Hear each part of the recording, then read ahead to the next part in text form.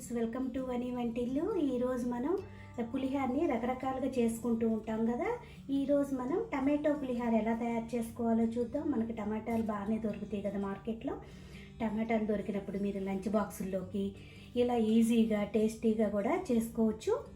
టమాటా పులిహోరకి కావాల్సిన పదార్థాలు: 2 కప్పులు ఉడికించుకునే రైస్ని తీసుకోండి. నిమ్మకాయ సైజ్ అంతా చింతపండుని ఇలా నానబెట్టి తీసుకోండి. పావు కప్పు పల్లీలు, 2 టేబుల్ స్పూన్లు శనగపప్పు, 2 టేబుల్ స్పూన్లు మినపప్పు, 1/2 టీ స్పూన్ పసుపు, పావు టీ స్పూన్ ఆవాలు, మీ స్పైస్ని బట్టి పచ్చిమిరపకాయలు వేసుకోండి, రుచికి తగినంత ఉప్పు, 2 టమాటాలని ఇలా ప్యూరీ చేసి తీసుకోండి, 2-3 ఎండుమిరపకాయలు, కొద్దిగా కరివేపాకు, కావాల్సినంత ఆయిల్. ఇప్పుడు తయారీ విధానం చూద్దాం. టమాటాలని ఇలా ప్యూరీ చేసుకున్నాం కదా. మనం చింతపండు పులుపుకి మనం పీసు విత్తనాలు ఏమీ లేకుండా చింతపండు నీట్గా ఉంటే మనం ఈ టమాటాలోనే ఈ చింతపండుని వేసి పీస్ ఏమైనా ఉంటే తీసేసేయండి. వేసి ఒక్కసారి గ్రైండ్ చేసుకుంటే మనకి మెత్తగా పేస్ట్ లాగా వచ్చేస్తుంది.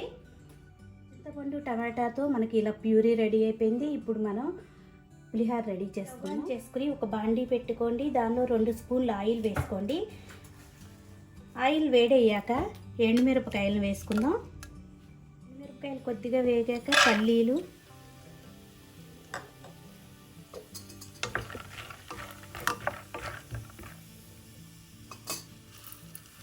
శనగపప్పు, మినపప్పు,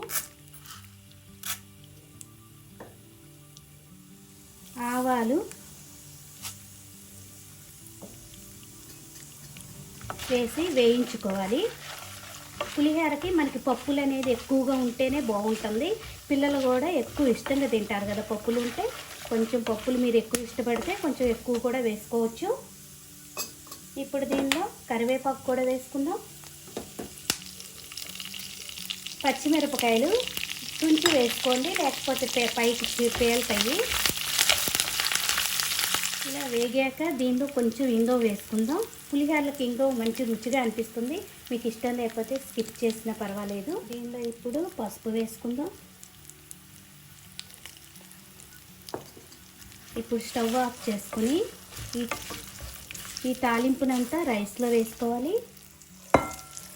ఇలా రైస్లో వేసుకుందాం.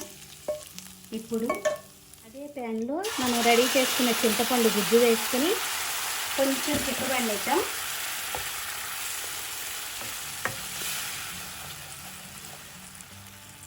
ఉడికించుకోవటం వల్ల మనకి టమాటా పచ్చివాసన పోయి చిక్కబడుతుంది.